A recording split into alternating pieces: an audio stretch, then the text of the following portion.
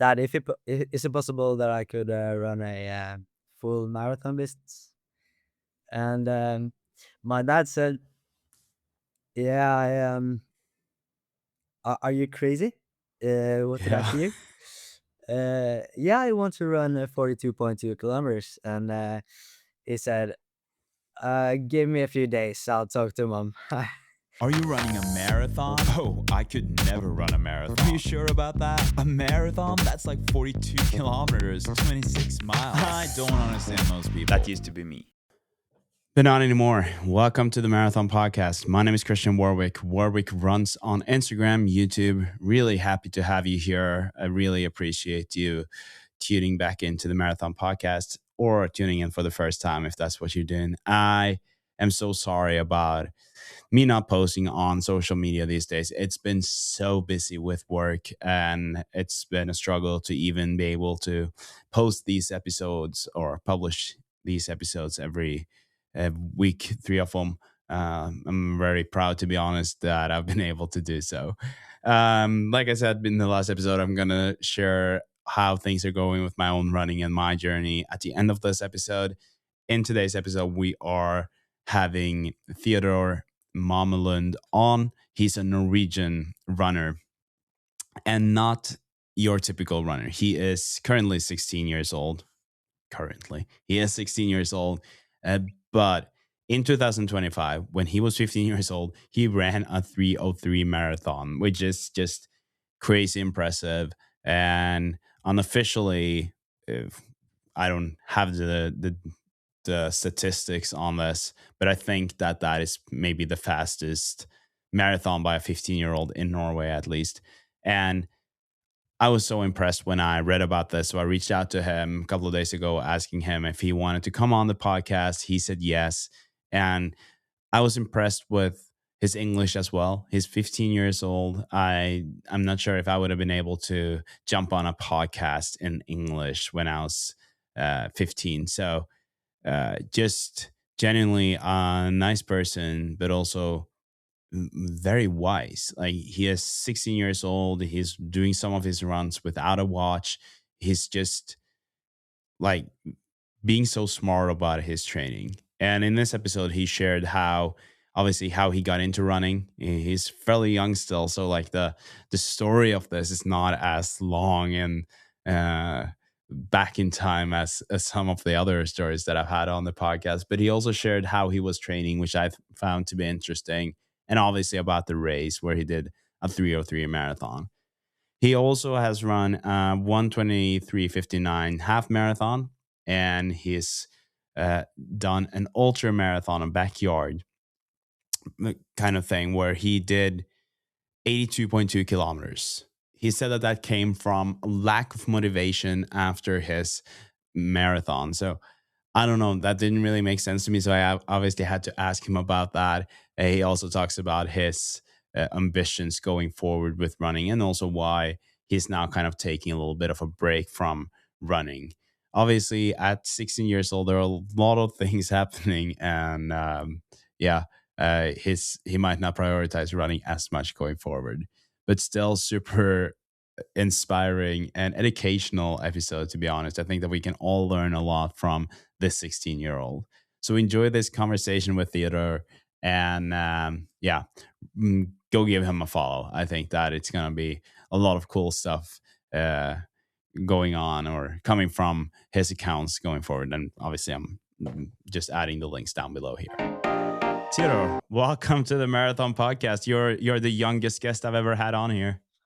Yeah, thank you. It's really an honor to be here and to be the youngest. I take that as a prize. Yeah, thank you. Yeah, and the main reason I'm having you on is also because of something that you did last year at 15. You ran at 3:03 in the marathon, and Yes. that's obviously something we're gonna talk quite a lot about in this episode. But before we dive into that, why don't you present yourself, like who you are and where you're from?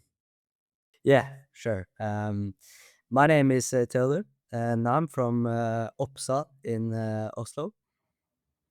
And as I've been growing up, I've always played sports to some degree, whether it's football, handball, basketball, swimming, you name it. And the summer of 2024, I started running. I ran Yeah. with my I ran alone the whole time, but my motivation for running really has been my half brother actually, um, which we had a route that we were running up at our cabin at 2.5 kilometers, and he had the record for many years. Yeah, and you know, it's funny because now talking to you and asking you about like your background, like how you got into running. Like if I ask you all these questions, most guests that I have on, they will be like, "Oh yeah, I started when I was like 16, 17, or 15 or 12." And that is kind of like for you that would be pretty recently. But if we were to kind of talk a little bit about like you said, your upbringing and like your relationship to sports from a very young age, from when you started walking, I guess. What Yeah, would you say that has been like? yeah, it has been exciting. I've tried out things which many of them I don't like. Two sports I've really been staying with, and that's football and like soccer and handball. Uh, those two sports always have been with me up until I was 14, um, where I started discovering running. And yeah, I've now I'm 16 and been running for 2 years. And yeah, it's been running was like a space where I could be alone with my own thoughts, and still is today. And the progress I saw in the first year, during the first year, was pretty pretty wild, if I must say so myself. Yeah, because I would say that most people, or most people, yeah, your age, if they start running, they would maybe go to a track and they would do like 800s, maybe 400s, maybe even like sprint distances, or 800, like going up to maybe a Yeah, 5K, maybe also a 10K, but then like jumping to those longer distances, and especially the marathon, that's not very usual. So where did you get the idea that, oh, I'm gonna run a marathon at 15? yeah. That part is pretty pretty interesting, and I sometimes can't even explain it myself. I'm a very spontaneous person, and after the 2.5 kilometer route, running against my half brother's record, uh, I um I thought, oh, I have quite a bit of a talent, maybe, and 4 months later, I signed up for a 10K called Hytteblandmila, and very it's a very famous competition in Norway, I'd say, and thousands of participants are running there. And the reason why I was signed up for that race is because of my brother again, which signed me up after having some contact with my dad. And like 2 months beforehand, I got the message from my dad saying, "Oh, I signed you up for a 10K," and I thought, okay, 10 kilometers. That's 4 times the route I ran at my cabin. It could work, but that's long as hell, I thought. And the day comes, 18th of October, I think, 2024. I've been running and exploring my pace, what feels comfortable, and I found that I may be able to hit a 4 minutes per kilometers as an average pace, sub 40 minutes on the 10K. And I ran 40:09. with my brother running 43:12, I think. So I beat him there, and Nice.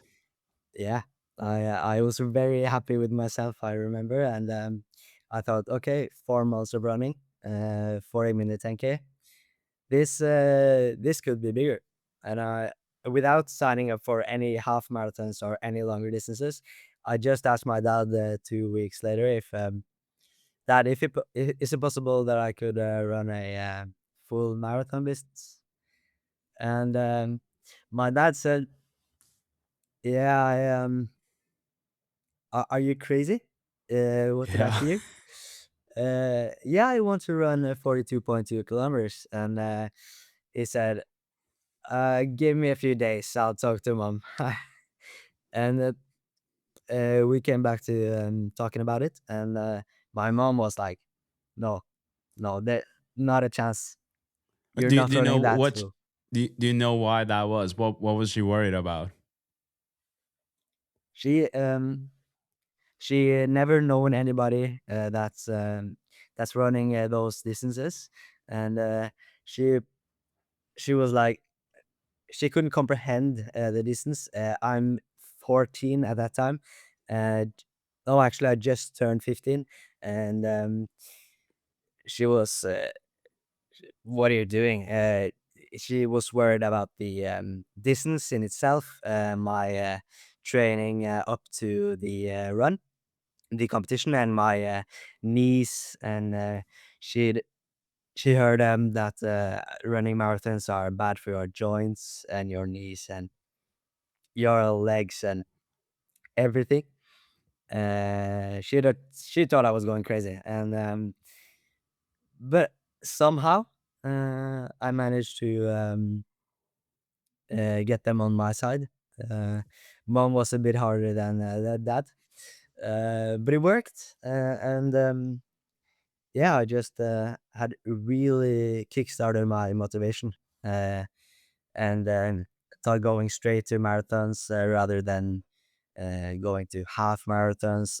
That was boring, so I just went for the full all or nothing mentality. And But but but still, I have to ask you because like when I was 15 years old, I don't even think like obviously I knew what a marathon was, but I didn't yeah, kind of that wasn't anywhere close to like something that I would even think about doing at 15. So I understand that you were hooked on running and like you said you wanted to go all in, but still was there like something special or something in particular that kind of motivated you or got you onto the track of thinking that oh I'm going to run a marathon. yeah. To be honest, I was born really premature. I my my birthday was originally in January 2010, and I was born. I was born 2009 in October, so 3 months Oh before I should. And my mom and dad always said to me that um, the nurses had said that Theodor is may become a uh, a good person, and there's nothing wrong with him, but he will definitely not become a marathon runner because of the lungs and everything. They thought, okay, so three that's months. actually what they said. He will not be a Yeah, marathon yeah, runner. yeah. He will not be a marathon runner. And after running the 10K, my dad, I forgot to say it, but my dad said that the nurses have said that, and I was like, yeah, might try to prove them wrong. Hmm. And that stuck with me together with all the social media I was consuming. I clicked on the one post like that Kipchoge running. The I Kipchoge has a famous Strava run, which just says morning run, and it's a marathon at a crazy pace. Um, and I like that, and the algorithm just keeps me there in the running community, which Nice.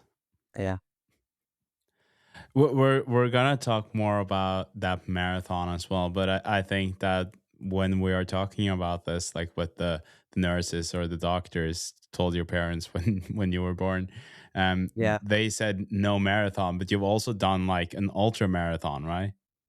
yeah. That's right. After the after the marathon, I thought, okay, uh, my motivation is pretty darn low right now. Running is not my first priority. I've been running for 3 months, just long distances, marathon pace, boring. And I thought to myself, yeah, maybe a break now. Um, but then my half brother once again had signed up for Bamford Backyard Ultra, uh, a um, a concept where you run a route of 6.7 kilometers. You're running one. You're starting on every hour. Many of you probably have heard of it, and you just run, keep on going for as many rounds as possible. And I thought that the concept was exciting. It was not just running constantly as a marathon would be, but it was testing the limits while also getting some rest in between the rounds. So that was in September, while the marathon was in April, and the the time between those two runs was enough for my motivation to come back, and Wow, I ran that 82.2 kilometers in total. that's So crazy. yeah, I I thought I may I need to run 12 rounds, 12 hours, because that was the max for that run. You couldn't run any longer. Everyone need to stop at 12 hours. So I thought, why not uh, do the full distance as I did in my marathon? Wow. So how was your body after that? My body after that was a total mess. 2 days after, I still felt the soreness and the delayed onset muscle soreness and everything. I was um, I was thinking, when is this gonna go away? But after the third day, uh, I was I was somehow completely fine. Uh, but I felt after the sixth round when it started raining. It's been raining since round two. I've been running 4 rounds, and I have six left. Running in the worst mud and the terrain you could ever imagine. It was crazy. I had to switch shoe pairs 3 times, and the mud was you slipped. And I actually fell 3 times in the mud, face planted straight into the cold, greasy mud. But I kept on going. What else should I do? And I ran. It became dark, and we all had to take our what is it called? Your headlamp? Yeah, my Yeah. headlamp on. Everyone was running in headlamps, and many people they left the competition. My half brother left at round six, and I ran with two other friends of my half brother, which also had left. I was alone. Why do I keep doing this? I thought to myself, and after the 10th round, I was like, okay, only 2 rounds left. I'm my legs are cooked, and what do I do now? Just keep on running. And my girlfriend came over and watched me. That gave me a lot of motivation. Um, and yeah, the atmosphere was one of the things that kept me going. Uh, really good, really good atmosphere, and everyone rooted for each other. I came in Cool. at 11 p.m. and Wow.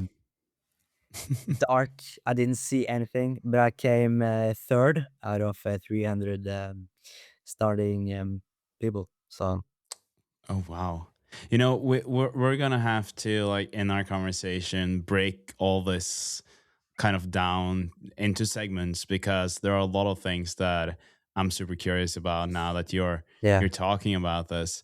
Um, First of all, I remember myself when, so I used to be a speed skater, so I was like a full time athlete, and one of the things that I always found confusing was in the spring we would join these races, usually like running, and sometimes there were like races going uphill and sometimes they were flat, like in Trondheim where I'm from.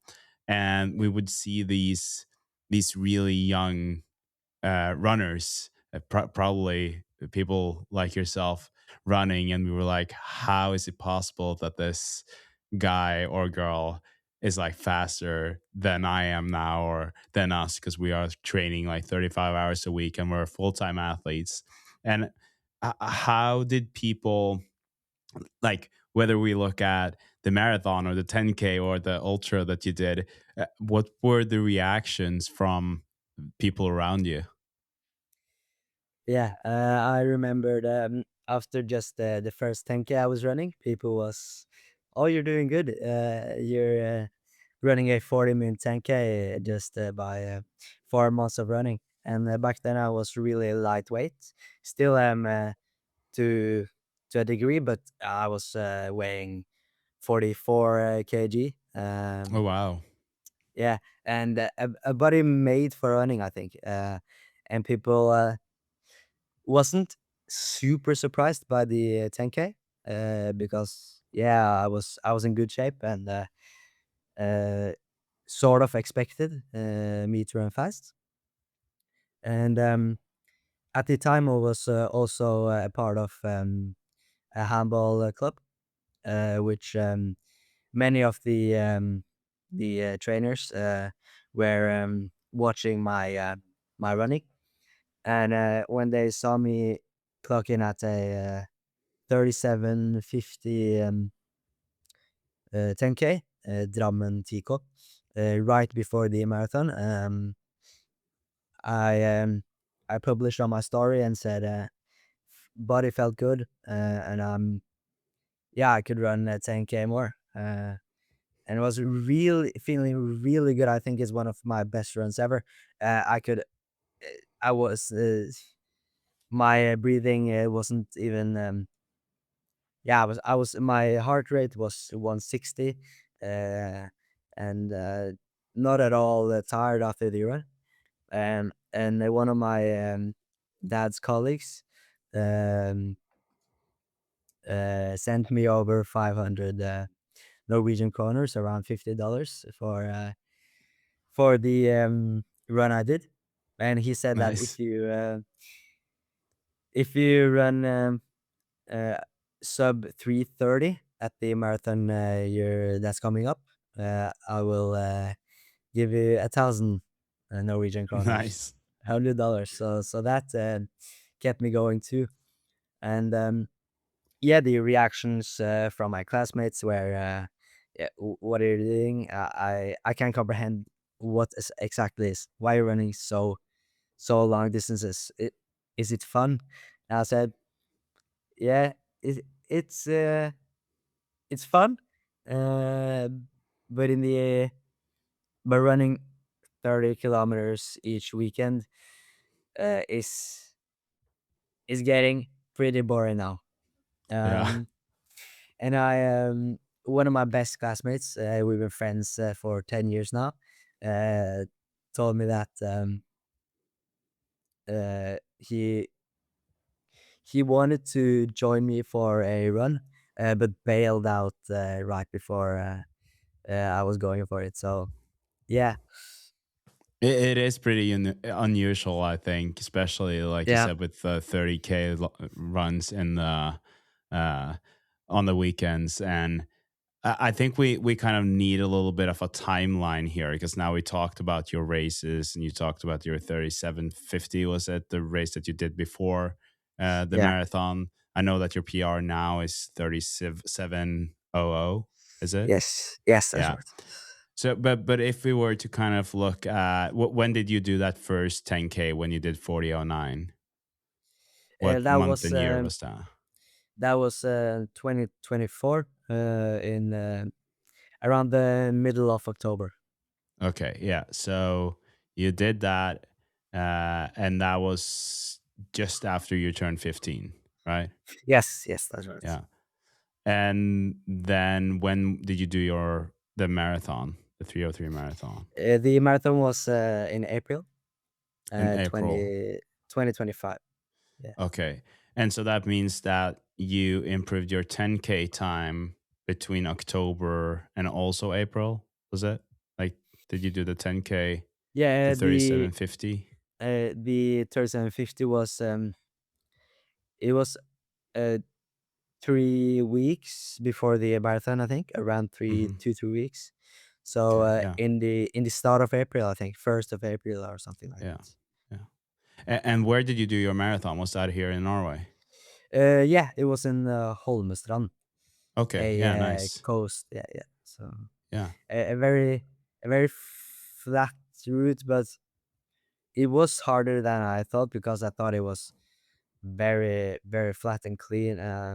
But yeah, it was flat. It was, but there was a one uphill, like going like this, really, that really not much hills, but that uphill took me after running 8 rounds in total. It was just Hmm. same route over and over, same 5 kilometer route for 8 times. Yeah. It That is got actually. boring. Yeah, I can imagine that. I'm not sure if I would have liked to do a marathon where you do just so many loops. And for the listeners, whether you are Norwegian or not, the Holmestrand Marathon actually just became a Boston qualifier. So I don't know if you are aware, Oh, Theodore, but like you have to yeah. qualify to run Boston, and the race that you're running to qualify for Boston has to be a Boston qualifier per definition. And so now they are, because of their Okay. Yeah. standards. So Yeah. that's cool. But okay, so from doing that first 10K to you doing that marathon, it's about like half a year. What is it? You've already mentioned the 30K of running that you did over the weekend. I'm sure that those were your long runs, but what Yeah. did your training look like? And also, who's helped you? Have you figured out this all by yourself, or have you had any guidance from anyone? Yeah.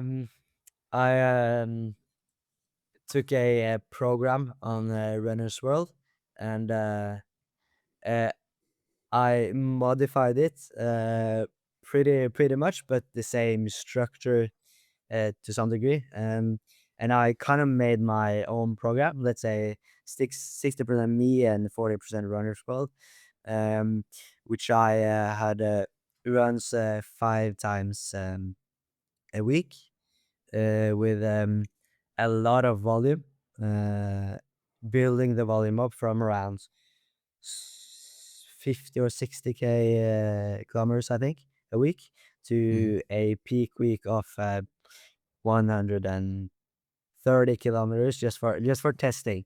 I just wanted Wow. to run 130 for seeing how my body responded. That was peak week and not actually in the program itself, but I wanted to do 2 long runs that week. And And how generally it how did your was how did your body react to that? Like, I remember when I was 15, and that's kind of the state at that stage of my life. I would say my knees were hurting the most. And so, what was yeah. it like for you to run that much? Yeah, I when I just started running late 2024,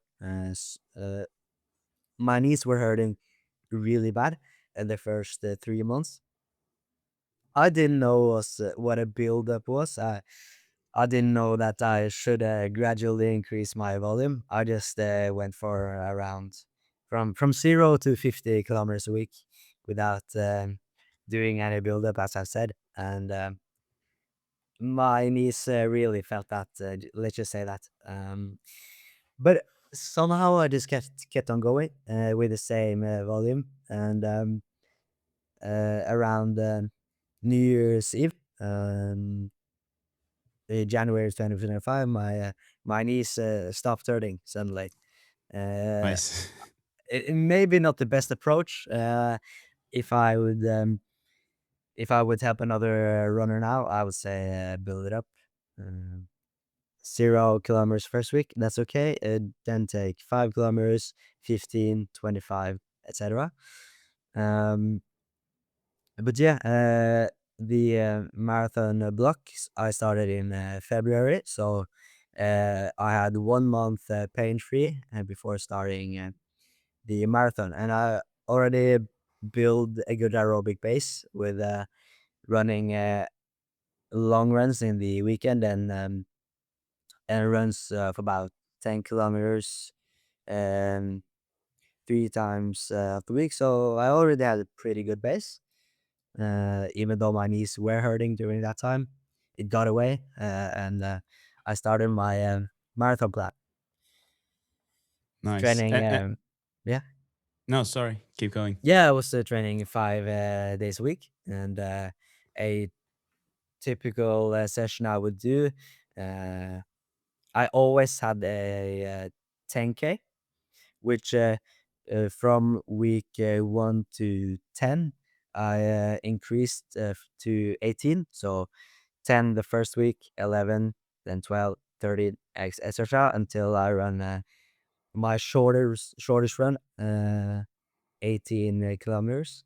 So it started at 10, ended at 18. And I had fartlek at marathon pace. I did 9, 8, 7, 6, 5, 4, 3, 2, 1 minutes intervals, starting lower than marathon pace and ending faster than marathon pace. But I was not nearing my threshold. I was just keeping it just a tad bit over marathon pace, around 4 or 5 minutes per kilometer. Hmm. And yeah, no faster than that. I did not do any threshold sessions. I just worked with finding a good rhythm at marathon pace. Um, yeah, and my body responded very well. Yeah, it sounds like it, and it's also really cool to hear that even at a pretty young age, you're such a smart athlete, right? Like, because a lot of people would start going harder. It would be tempting, especially when you're feeling good, to go harder, like you said, but you're not. But that 10K that you're talking about that you built up to 18, is that like just an easy run that you did several times a week, and so like the shortest run that you would do at some point was 18K. Yeah, it was just an easy run. I actually sometimes just left my Garmin watch at home. Just ran on what I felt was comfortable, and I uh, I was breathing through my nose to understand um, what actually was. I felt like if I needed my mouth, I thought the pace was a bit too high. So I just tried to get into the flow and running easy runs. And yeah, I built it up from 10K to around a 9 kilometer, 10 kilometer, and etc. until I ran 18 kilometers as my shorter runs of the week. And And I how many ran times did you do that every week? uh, two uh, Mhm. or S- three, yeah, depending on the week. so And then you had 2 to 3 of those. So you had your fartlek and then you had your long run. Was that kind of yes, your yeah, that routine, was my or? routine. And the fartlek could be an interval, like for example, 3 times 5K at marathon pace, for example. Just 2 to 3 easy runs, 1 to 2 intervals, and one long run. Hmm. I also had the long run was also focused on being easy and comfortable pace, but uh, changing between the weeks, I also did the uh, last 10K at marathon pace just to get a feel of it, how it was to run at marathon pace while being kind of fatigued. Yeah. So sort of a progression longer.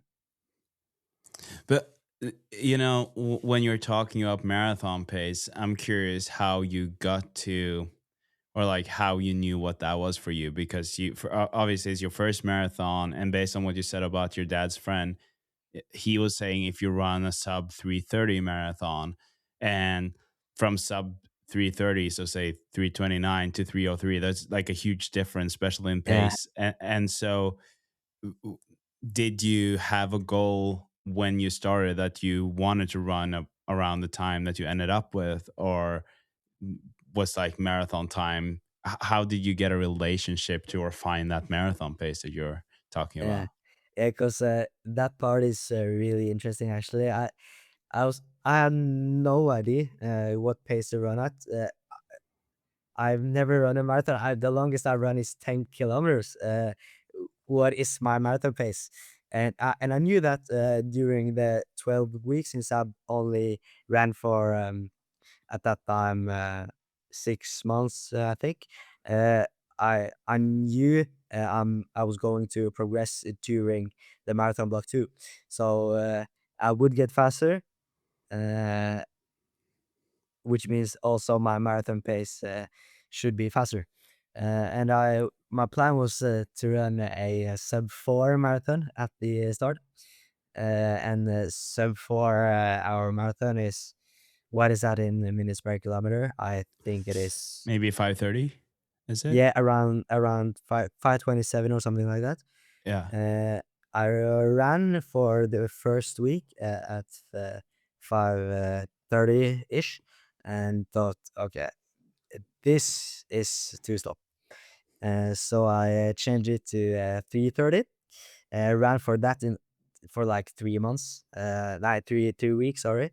And So the 3:30 marathon pace. So that would yeah, be around, what is that, for 4:45? No. yeah, Yeah, 4:45 yeah, maybe. around that, Or no, maybe. maybe it's Yes, 5. It's 5, I think. 5 3:30 is 5 flat, yeah, isn't yeah, it? yeah. I think Yeah. yeah. Mhm. Try Yeah, that's right. And I tried that for a bit, and I actually have no idea. I felt okay. Maybe I'm going for 3:30. Um, yeah, I ran for that bit. 3 weeks. Felt good.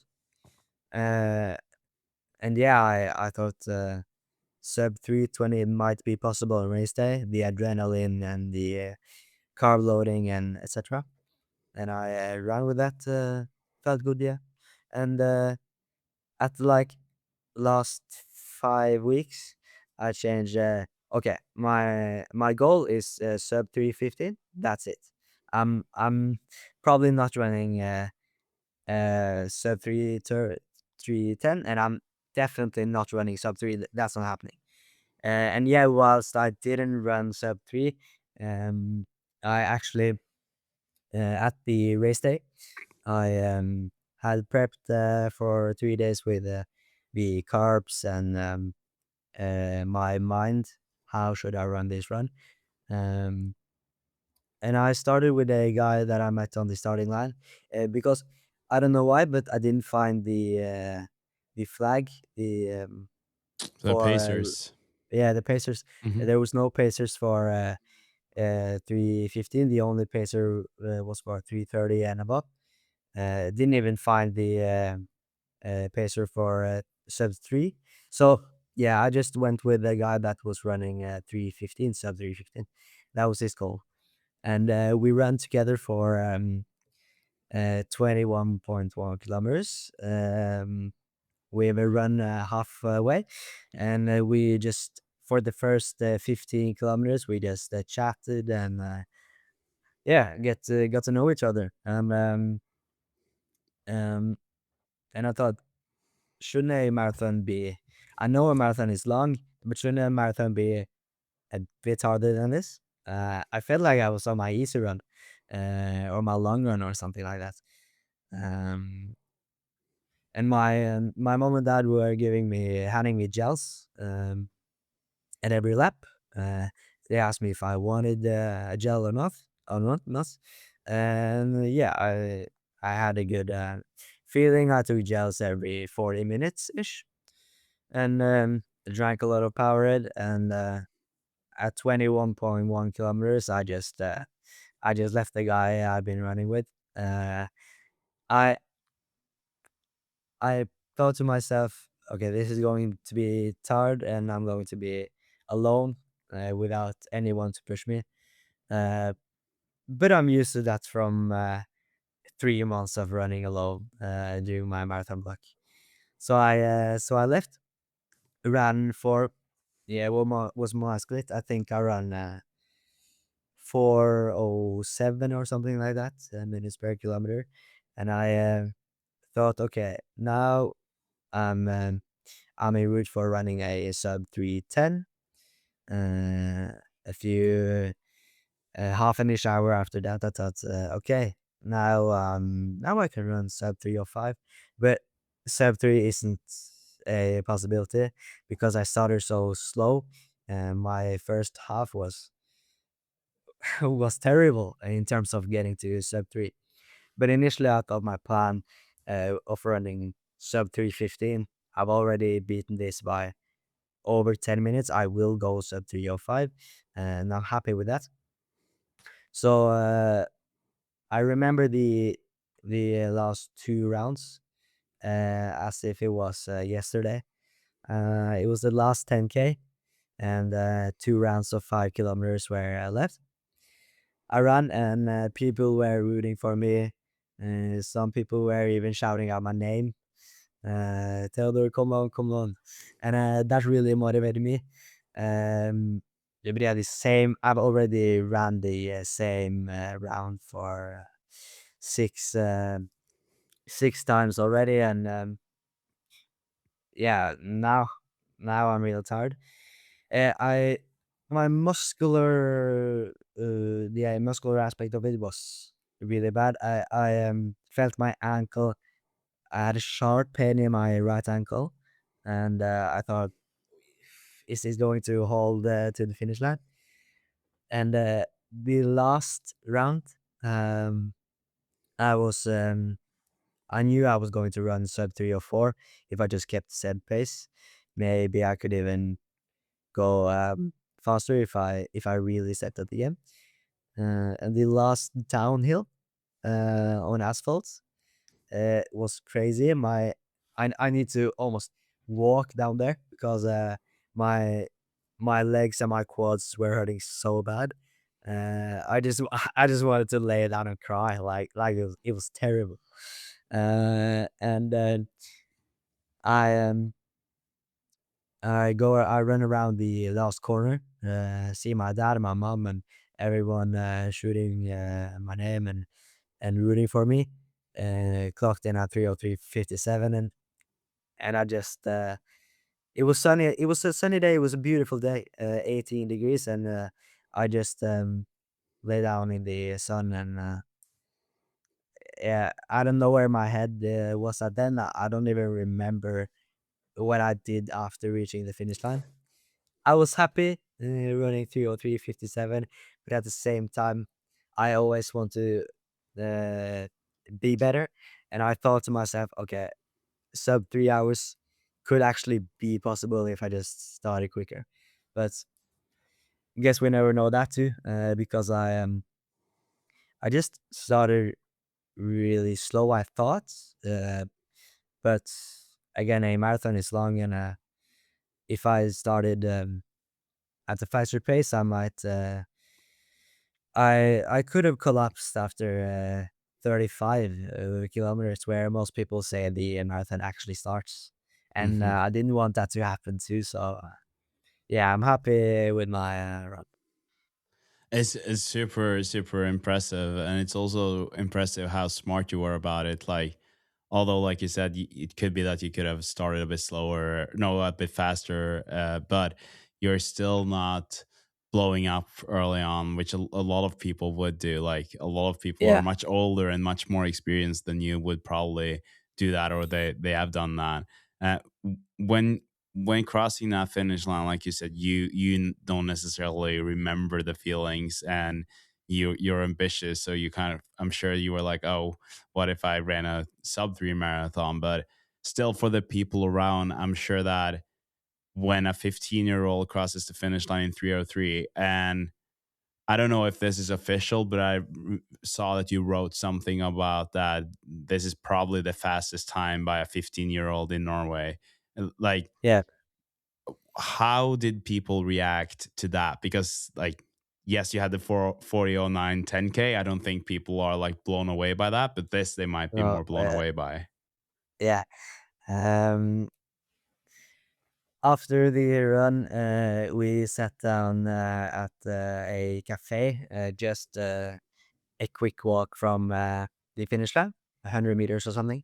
We sat down with amongst all of the other runners and the staff, etc., which also waved there. And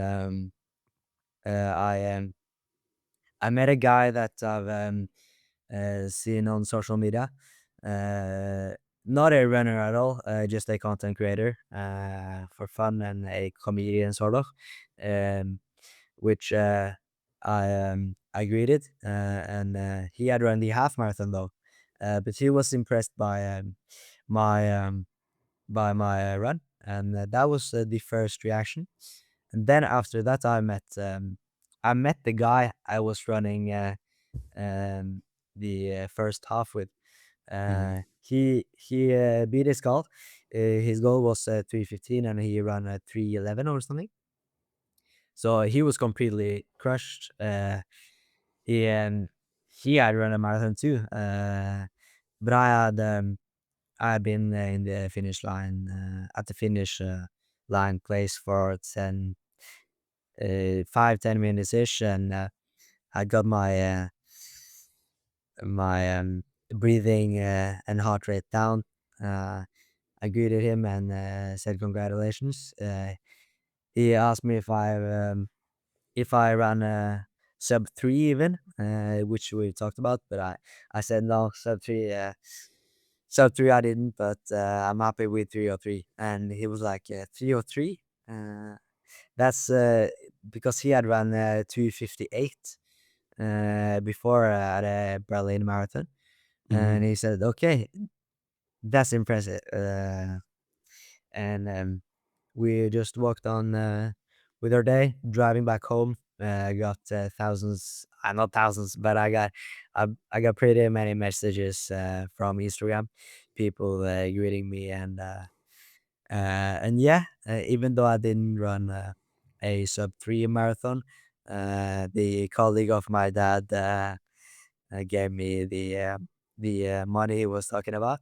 I was happy with that, and I got some calls, and people were, uh, as I've said earlier, they didn't comprehend what I actually did. They were really really blown away, um, and now people see me as oh, Teodor, the marathon runner. I see. You're talking Mhm. about that guy. Yeah. So I've had um, friends of friends saying, talking about me and asking, "Oh, is that the guy who ran the marathon?" And they say yes, and that I feel pretty happy about. People just call me Mr. Marathon sometimes too. So That's cool.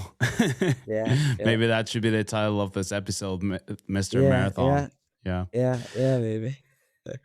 So, you mentioned before that after the marathon, you were kind of like, you didn't have any motivation to run more or something like that. So that's when, I don't know if it makes sense that then you join an ultra marathon. But to a lot of people, I guess, when you are running so fast, and like, you could also be more motivated by that. How what is your motivation like now, talking about the marathon and your goals for the marathon going forward? My motivation right now has, to be honest, gone a bit down after the ultra marathon last year. Um, my feelings around running are great, but also uh, my my motivation in the competitive aspect isn't as high as it used to be. Now I just run my runs I do without a watch. I don't run. I just run for fun now. Um, but it's been a tradition to run the Hytteplanmila in October, so I'll definitely be running that. Um, since I just been running without a proper structure the last 4 to 5 months, just been running for fun. The days I feel like running, uh, my maybe not being at my peak in terms of running. I've also been gaining 15 kilograms. Wow. Uh, so the last year, so I'm a bit heavier now, and I feel it, to be honest. Packed on muscle mass both in my legs and my upper body. Um, I have more power in my legs. I'm more explosive. But again, explosiveness and long distance running, they're not. You don't necessarily need that much explosiveness when running long distance running. It's more about your VO2 max and those things, which um, which I think might have dropped a bit. But I for sure will be back in October, running with a clearer structure than what I do now. Now I just run for fun. Maybe I'll start running in May when it gets really nice and sunny. And here in Norway, the March weather is really mixed. Some days it's sunny and the weather is nice, but it's This year it's raining. been depressing. Yeah, It's been yeah, so bad. yeah. I totally agree with you. We're soon in April and starting to get a little bit warmer and a little bit more sunnier, but the weather and the wind too, it's been crazy. Hmm. So that stops me a bit from really wanting to run. My motivation for running intervals, for example, intervals now, they're not quite there because of the weather and the conditions and knowing I I might perform worse because of my weight gain. Uh, but I definitely want to see myself running a sub 37 uh, in October. I would run 37:00, and I want to see the 36 number. That would be great. So, yeah, my motivation in the long term is I feel getting back now. Yeah, because I guess like it's way too early to ever ask you if you're done with the marathon distance, but just it sounds like that's not necessarily what kind of triggers you. What are your thoughts about the marathon distance in the future? My my thoughts around it in the future, definitely. You'll see me at the starting line in future marathons. Definitely, I can say that with 100% uh, accuracy. I know I'll be running marathons, but this year, um, I think my plan is to focus on those shorter distances, not necessarily short, but 10K, half marathon, 5Ks. Though the 5K, I'm not such a big fan of. I do not like the 5K, but the 10K is really fun, and I'll definitely run that. Um, but as the situation is right now, with me being in 10th grade, middle school, tons of exams, upcoming exams, and switching to high school after summer. So much things going on in life right now, and the marathon, and therefore must go down in priority. Yeah. Though I look back at last year and it was amazing running. I really liked being in the marathon bubble, and I see myself in the future running definitely. Cool. But you also have 1:23:59 half marathon time, right? Yeah, yeah, I do. Yeah. So So did I you run a that half marathon after the marathon? yeah, 1st of July. Yes, I'm halvmarathon. Hmm. I ran. Um, the half marathon there was is known for being flat and a really good route for PRs. In no hills at all. They're really the course is really great. Just to say that, and me being running sub 124, not 124.01, just one third 123.59. Could be more happy with that. Around the weather was brutal. It was raining and it was cold. It was we're talking was it June or July? W- in the summer in Norway. Think it was 12 degrees or something like that. Raining. The weather was no. Uh, the weather was no brutal. And I ran. Felt felt not so good to be honest. I don't know what it was, but I ate pizza the night before, and my stomach did not respond well to that. I felt the spice the day after in my stomach, and it was hurting really bad. But somehow I blocked that out, and yeah, it was boring. I ran for myself, but I looked at my watch the whole time. Uh, there was a lot of people in the course too that I could always run with and against, trying to shield for the win, for example. And it worked really. But I'm 171 centimeters, 5'7". Uh, so the wind didn't take me that much. It was very windy, but I just ran in the middle of five guys around me at 6 feet. So I was happy. Yeah, I think it it would. says a lot about your potential as well, especially if you had that experience, those conditions to run a 1:23:59. Obviously, you proved that with your marathon, but I'll be curious to see, like in the future, when you return to that marathon, how fast you can run. And do you think that Yeah. you'll do more half marathons before that? Is that something that you're interested in doing? Y- Yeah, absolutely. I think I, I'm really not sure if my distance this year is going to be a 10K or half marathon. I'm going to run both, of course, but the one I'll put most focus on, I think, is probably half marathon because Hmm. it's a great mix. Like it's sits right between the 10K and full marathon. It's you don't need to dedicate your whole life to training for a half marathon in 3 months, like I did with the full marathon and the ultra. Hmm.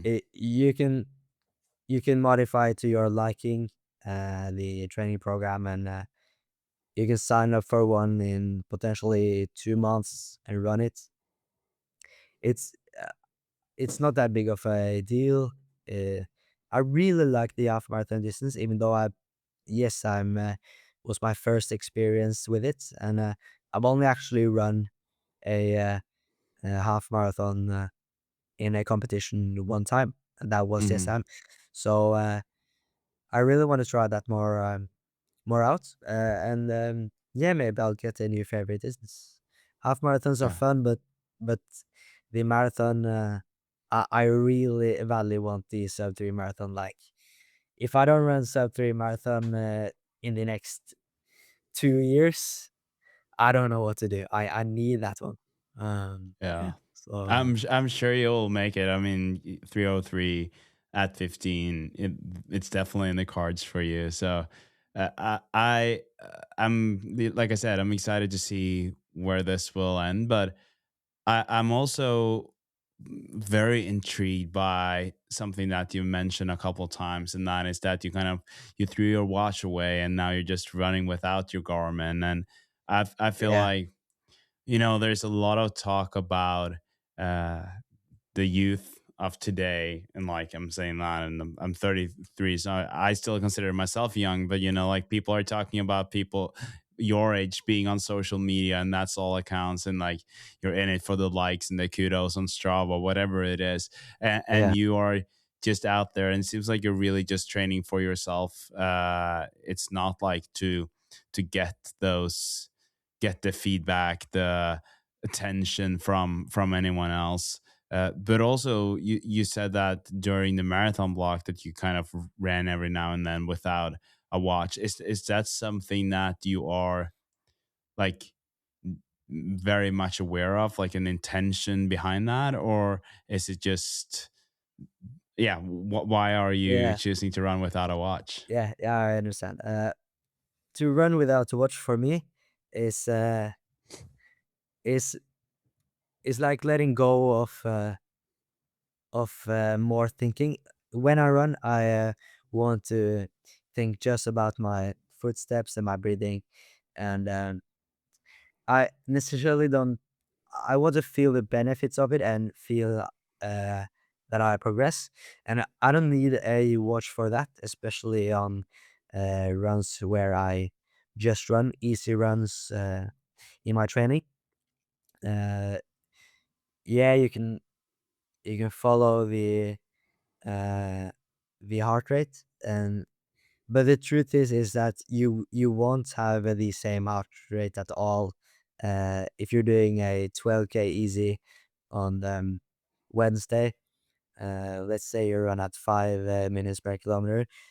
You might run it 2 weeks 2 weeks later, the same 12K easy, 5 minutes per kilometers, but you've catched a flu, or uh, you're just a bit you just have a bad day, uh, and your heart rate might be a, at 155 instead of 145, for example. So I think running without a watch is a freeing feeling. Mm-hmm. I feel that I let go of all my responsibilities, just running with some music I like, just listening to it, and my sometimes I even don't do that. At the start, my marathon block, I think for most of the marathon block, I ran without music at all. Mm, I cool. didn't. And that was my half brother said I had psychopathic tendencies. Running 38 kilometers at my longest, without music, without song on my AirPods, for example. And I also ran some days. I don't know why, but I didn't like running outside. I just wanted to run on a treadmill uh, for uh, for 32 kilometers. I ran 32 Ks at treadmills, I think, 3 times during the marathon block, and Oh wow. I somehow And you liked didn't it. listen to I or watch anything while doing that either? No, no, Oh wow. that was brutal. But I didn't mind, actually, and therefore I also think that running without a watch just eliminates one of my distractions. When I run, I Mhm, always look at my. I have a tendency to always look at my watch. I think many of the runners out there also do that, mhm, checking in on their pace, on their heart rate, on the kilometer count. If I if I do that every 2 minutes, like I've done running with a watch, I look at it for a good 10 seconds every 2 minutes, and I feel that takes away the point of running in itself. I think running should be a place to be alone with your own thoughts, and to really just being in the moment, being present, and really enjoy the landscape, the way uh, the way running feels in general. Just gets so much better if you just try running without a watch or try running without music. Uh, Oh. don't knock it till you try it. Really, it's really freeing sometimes. Oh, you know, it strikes me that when we're talking here, we're gonna wrap it up soon. But you are such like a reflected 16-year-old. Like you are very smart about the things that you're doing, whether that is, like you said, running without music. I don't. I feel like most people are, yeah, most people, runners your age would probably swear to music and just use that for Yeah, all of their runs or whatever they want to listen to. Or if they're on a treadmill, at least watch a TV show or a movie or something like that. I know that I yeah, do. yeah, Uh, yeah, and with that, another thing that is kind of like something that I wanted us to touch on at the end of our conversation that really impressed me, and we talked about before we started recording, and that is actually how I found you as well on Strava, where you were kind of promoting this new website of yours, where you are actually offering training plans and yeah, yeah. trying to help others. Will you say a little bit about that and where that idea came from? Because not only are you running and doing sports, but you're also kind of trying to build a business here. Yeah, I am. And to be honest, this idea of my website comes from being influenced by other people I know starting their business and taking their shot at building something. And I really wanted to try that myself, and posted a few videos on TikTok uh, under the username Theodor Hybrid, and uh, I got many good responses. We're at 100,000 likes now, uh, and Wow. uh, and I really got the motivation from there. And I've also the last 5 years been very into training and nutrition, and my future plan for what I do in life is probably a online coach in the long term, um, taking a degree in uh, as a dietitian and a personal trainer at the side. And why not build a website to start with the small steps now? So I really think me building this website is a place I can share my own thoughts and what I think works for me in terms of training and mindset and other things. For example, I've the exact training program I have I modified in my training for the marathon last year. I've published at my website together with a strength plan that will work for so-called hybrid athletes doing different sports, not able to necessarily choose between running, between strength, between other sports. Want to be uh, g- good in good in a lot of things, Hmm. and I think variation in training, being able to do a lot of things, is the most effective way of building a body that can withstand whatever comes your way.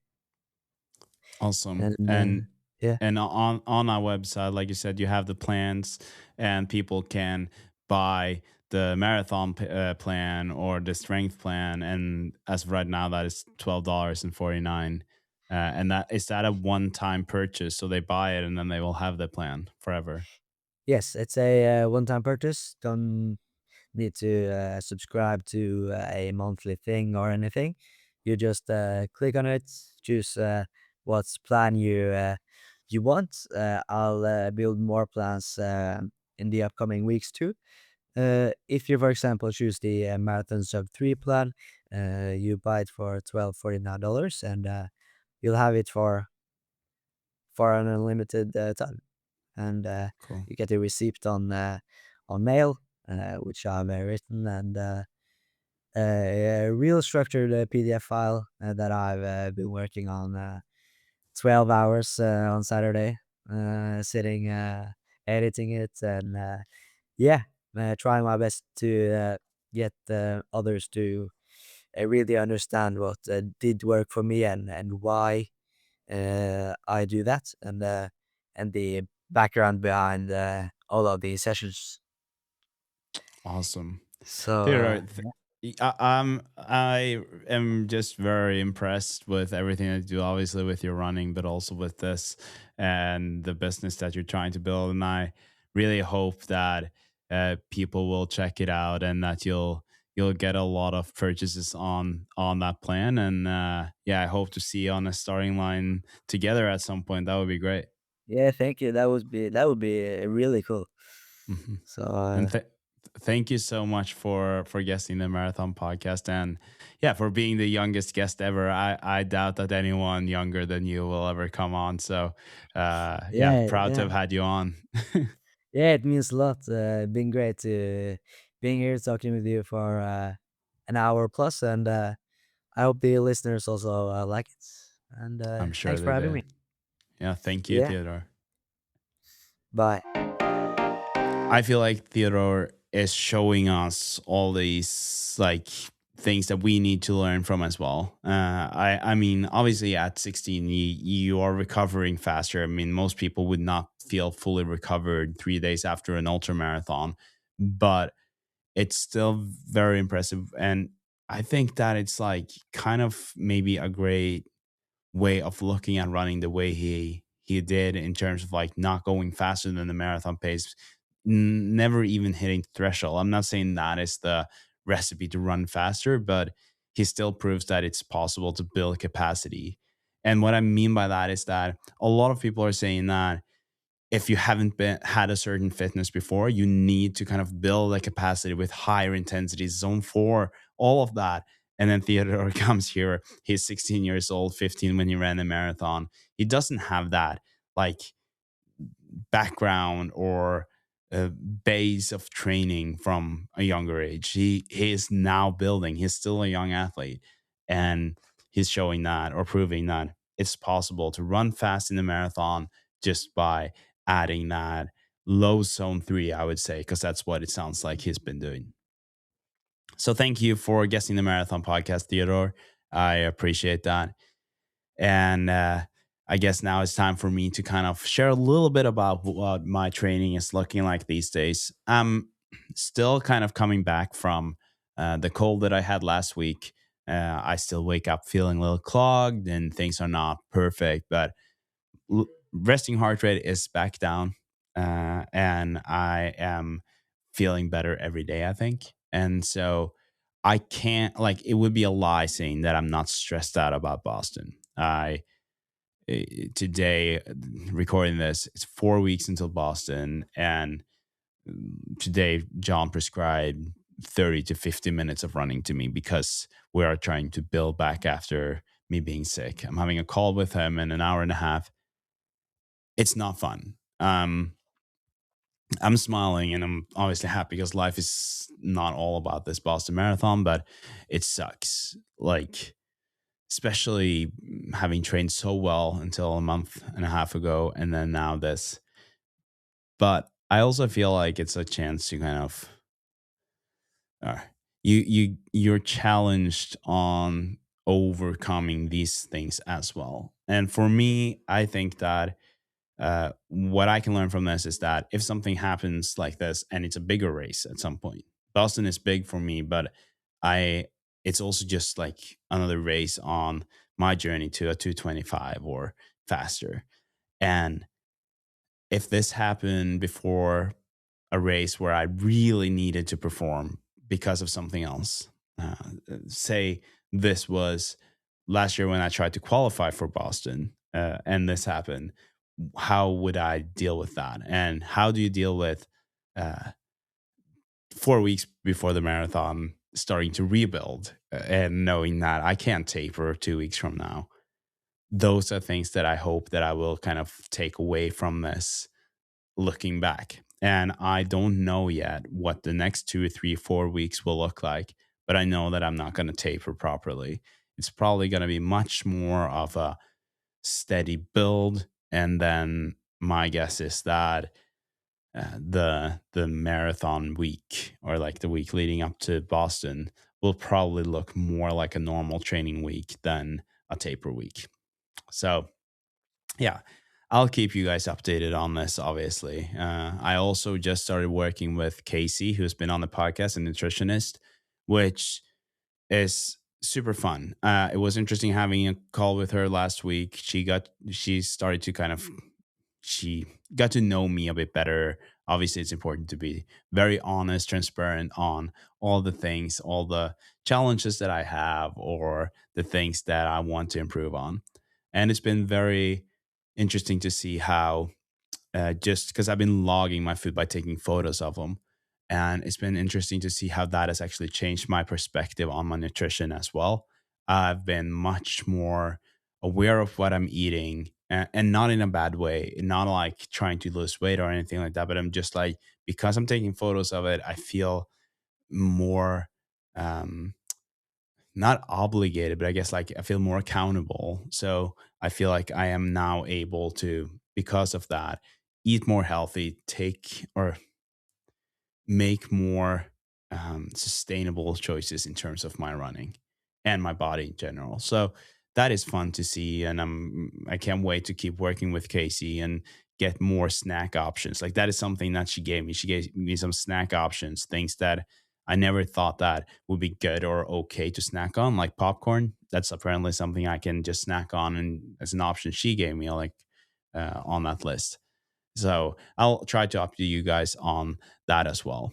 Other than that, it's so busy with work. I was mentioning that before.